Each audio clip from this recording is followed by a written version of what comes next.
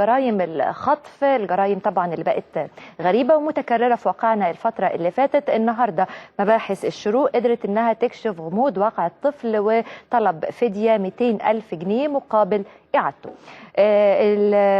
قوات الشرطة فعلا ضبطت الجناه، مش كلهم لأن هم 5 أفراد، لسه في 2 هربانين. تبين ان وراء ارتكاب الحادثه دي زي ما بقول لكم 5 منهم المتهم الاول اللي بمواجهته اعترف انه ارتكب للواقعه دي بالاشتراك مع باقي المتهمين.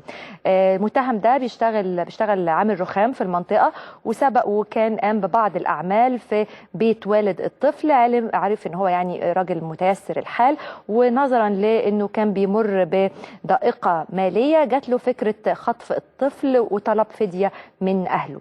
بارشاد المتهم الاول تم ضبط الطفل في مسكن المتهم الثالث والعربية المستخدمة في ارتكاب الحادثة، وكمان تم ضبط المتهم الثاني، وتم اتخاذ الإجراءات القانونية اللازمة حيال هذه الواقعة، وجاري تكثيف الجهود الأمنية لضبط المتهمين الهاربين. هم 2 اللي باقيين.